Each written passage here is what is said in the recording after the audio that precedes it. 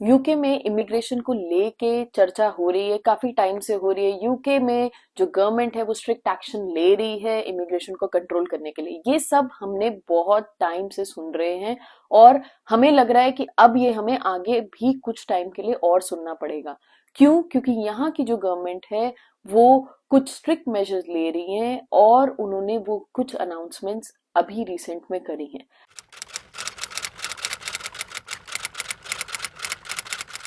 तो यूके के जो फॉर्मर इमिग्रेशन मिनिस्टर हैं उन्होंने एक 30 पॉइंट प्लान सबमिट किया है गवर्नमेंट को और बोला है कि इसको आप रिव्यू करो, क्योंकि ये जो उनका प्लान है ये प्रॉपर इमिग्रेशन को कंट्रोल करने के लिए है और इमिग्रेशन को कट करने का प्लान है।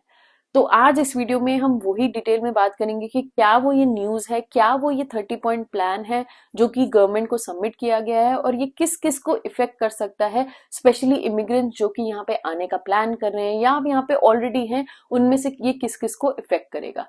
सो गाइज, चैनल को सब्सक्राइब नहीं किया है तो please do subscribe and welcome back to all the returning subscribers.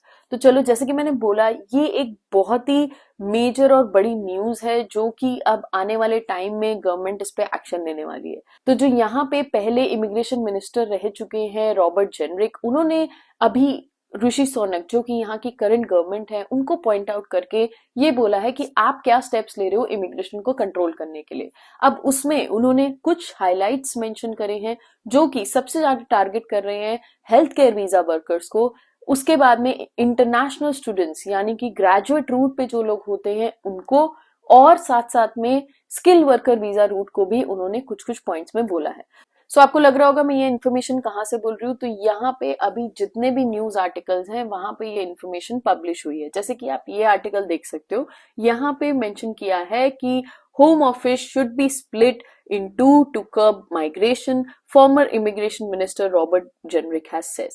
So he has outlined a 30-point plan to cut legal immigration, including creation of new departments, and sole mission is to control immigration. So ये जो Robert ने एक 30-point plan submit किया है, ये सिर्फ और सिर्फ इमिग्रेशन को टारगेट करते हुए बोला गया है। सो आप देख सकते हो यहाँ पे क्लियरली मेंशन है कि mister generic who is seen as a potential conservative leader has ramped up pressure on Rishi Sunak, who is the current prime minister. वो प्रेशर डाल रहे करंट गवर्नमेंट पे कि आप एक्शन लीजिए, और उन्होंने ये जो प्लान सबमिट किया है ये बोलते हुए हैं कि अब जो ब्रेग्जिट हो गया था यहाँ पे, तो पोस्ट ब्रेग्जिट जो भी लोगों की एक्सपेक्टेशन थी ताकि इमिग्रेशन को लोअर किया जाएगा, उस चीज पे गवर्नमेंट को रिएक्ट करना चाहिए, उन्होंने ऐसा भी बोला है। और उसके साथ साथ उन्होंने कुछ पॉलिसीज सबमिट करी हैं जिसमें उन्होंने क्लियरली गवर्नमेंट को बोला है कि you should do something for immigration.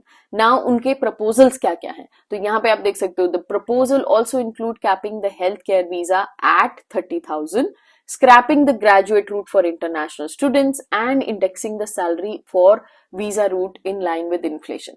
ये काफी इंपॉर्टेंट बात है क्योंकि यहाँ पे उन्होंने ये तीन चीजों पे बहुत ज्यादा फोकस किया है।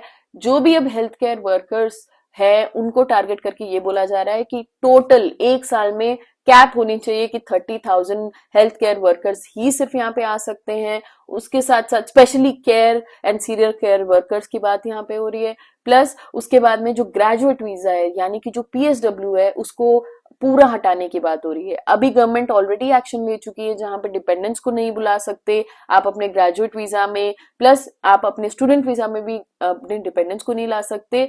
लेकिन उसके साथ साथ वो ये भी बोल रहे हैं कि अब पीएसडब्ल्यू को भी आप टोटली हटा दो। सेम हेल्थ केयर वर्कर्स को भी अगर देखें तो उनका टारगेट है कि हेल्थ केयर वर्कर्स को भी यहाँ से अब एक कैप होनी चाहिए, सिर्फ 30,000 लोगों को यहाँ पे बुला सकते हैं। और जो थर्ड पॉइंट उन्होंने मेंशन किया है वो काफी इंटरेस्टिंग है कि वो यहाँ पे ये बोल रहे हैं कि जो सैलरी इंडेक्सेस है वो बन जाने चाहिए स्किल वर्कर इमिग्रेंट्स पे भी, जो भी यहाँ पे यूके में आ रहे हैं।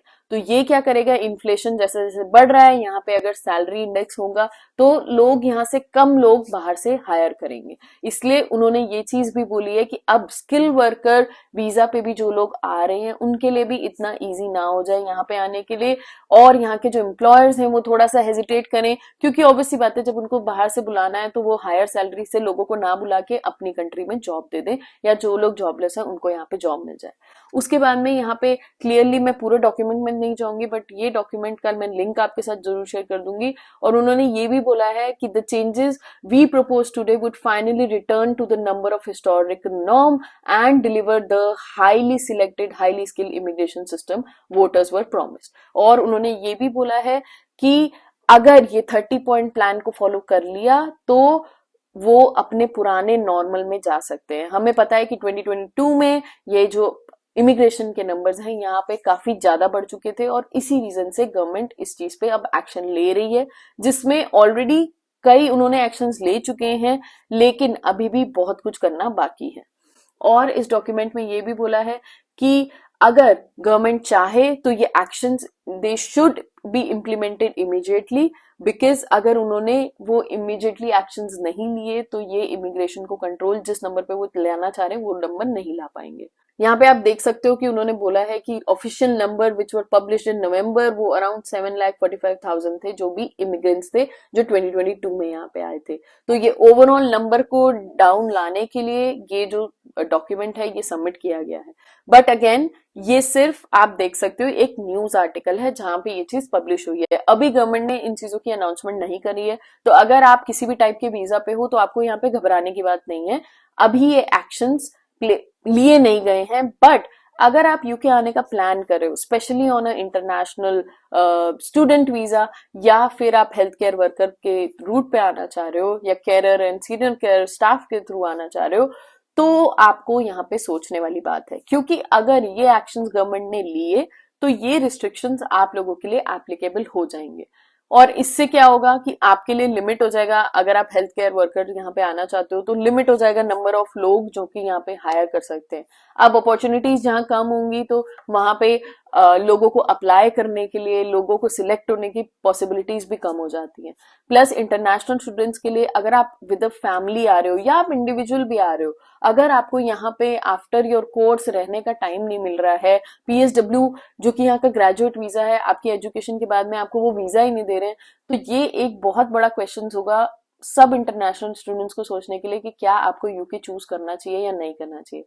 और यूके ऐसा कर सकता है, जरूरी नहीं है, क्योंकि आज से कुछ साल पहले भी इंटरनेशनल स्टूडेंट्स के लिए कुछ टाइम के लिए ऐसा हो गया था कि पीएसडब्ल्यू या ग्रेजुएट वीजा को हटा दिया गया था।